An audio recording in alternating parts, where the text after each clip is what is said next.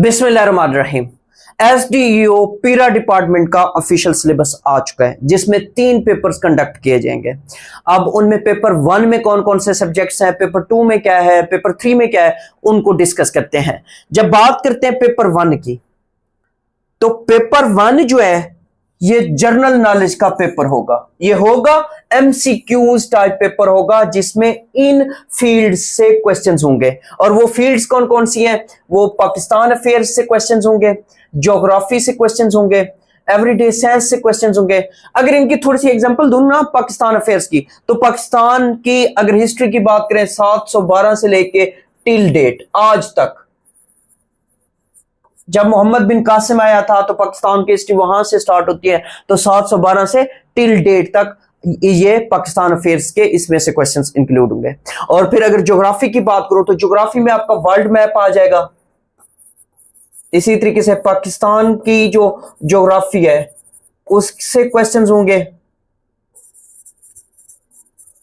Everyday science की बात करूं तो एवरीडे साइंस में छोटे छोटे क्वेश्चंस होते हैं जो कि प्लांट से रिलेटेड होते हैं, इंसानी डाइजेस्टिव सिस्टम से रिलेटेड होते हैं, इंसानी ब्रेन्स है, इंसान के अगर बात करें आईज है, एयर्स है, मतलब थोड़ी सी इंसानी एनाटॉमी से रिलेटेड क्वेश्चंस होंगे। और इसी तरीके से फिर अगर बात करें फिजिक्स के छोटे छोटे कंसेप्ट जो हैं, जो आपने मैट्रिक एफएससी वगैरह में पढ़े हैं, फिर इसी तरीके से केमिस्ट्री से रिलेटेड होंगे, तो ये आपका एवरीडे साइंस से रिलेटेड होंगे। फिर मैथमेटिक्स की बात करें तो मैथमेटिक्स में अगर सिंपल बात करूं रेशियो से क्वेश्चंस होंगे। इसी तरीके से रेशियो के अलावा एवरेज है, परसेंटेज है, वर्क है, इसी तरीके से ट्रेन प्रॉब्लम्स वगैरह है, तो इनसे रिलेटेड ये 10-12 टॉपिक्स बनते, तो इनसे रिलेटेड ये क्वेश्चंस होंगे।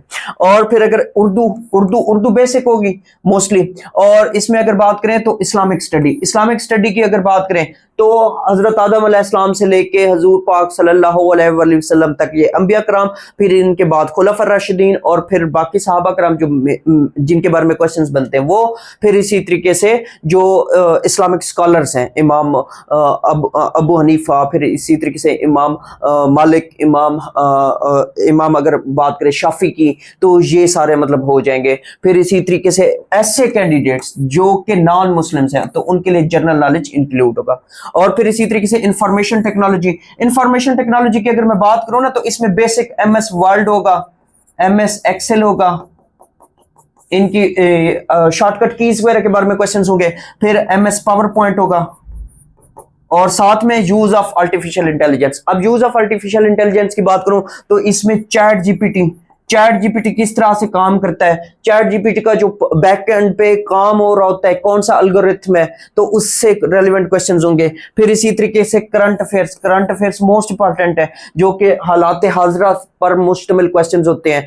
अगर कहीं पे कोई मीटिंग हो रही है तो वो मीटिंग कौन सा मुल्क उसको होस्ट कर रहा है, कौन कौन उसमें शिरकत कर रहा है, तो जो मोस्टली जैसे अभी रूस और डोनाल्ड ट्रंप की जो यूएसए का प्रेसिडेंट है उसकी मुलाकात हुई है, कहाँ हुई है? अलास्का में हुई है, पुतिन और डोनाल्ड ट्रंप साहब की। तो अलास्का में जो मीटिंग हुई है उससे रेलेवेंट क्वेश्चंस आ सकते हैं। फिर इसी तरीके से इंग्लिश की अगर बात करूं तो मोस्टली इसमें synonym, antonym, prepositions, sentence structure, ये सारे क्वेश्चंस यहाँ पे इंक्लूड होंगे। और ये 100 मार्क्स का पेपर होगा, 100 मार्क्स का एमसीक्यूज बेस्ड पेपर होगा। अगर इसमें हम बात करें ना, एमसीक्यूज में include questions aimed to assess logical reasoning, verbal reasoning and quantitative reasoning capability to the candidates. ये भी होंगे, सिर्फ ये नहीं होगा, ये भी इंक्लूड हो सकते हैं जिसमें इन जो कैंडिडेट्स हैं उनकी एबिलिटी को चेक किया जाएगा। फिर इसी तरीके से अगर बात करें पेपर टू की, तो पेपर 2 जो है वो इंग्लिश एस्से का होगा। पेपर 2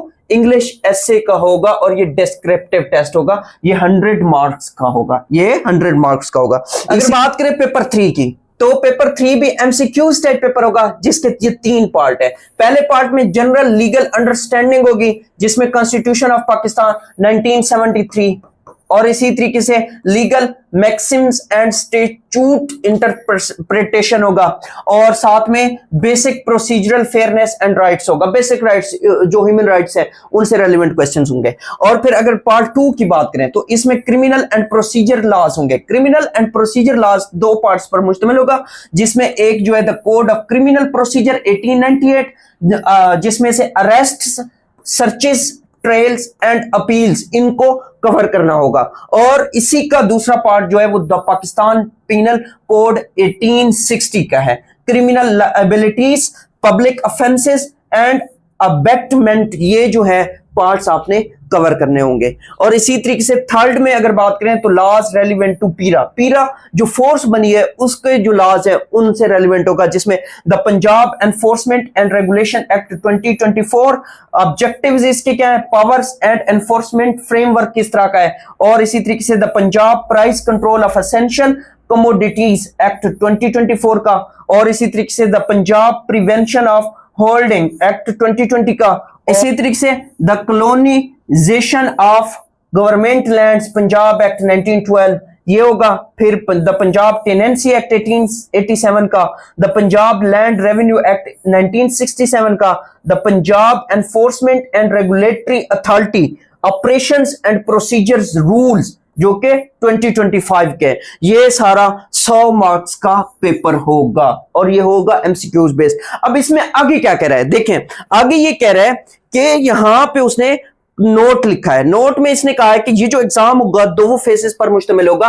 फेज 1 में all candidates will be called for paper 1 and paper 3, यानी कि पेपर 2 जो है वो अगले फेज में होगा। तो पेपर 1 और पेपर 3 जो है ये पहले फेज में कंडक्ट किया जाएगा, यहां पे मेंशन है। और आगे क्या कह रहा है फेज 2 में, फेज 2 में ये कह रहा है the candidates who obtain 40% marks 40 out of 100 in each paper, यानी कि पेपर 1 में भी आपने 40 नंबर लेने हैं 100 में से, पेपर 3 में भी 40 नंबर लेने हैं आपने 100 में से, will be called for remaining paper 2 English essay का। और इसमें फिर इंपॉर्टेंट इंस्ट्रक्शंस क्या मेंशन कर रहा है, इसमें ये कह रहा है कि a candidate must obtain 40% marks in each subject and 50% marks in the aggregate to qualify, यानी कि 40% पे तो आपने पास होना है। अब फॉर एग्जांपल फेज 1 है, फेज 1 में भी आपने 40% हर पेपर में लेने हैं।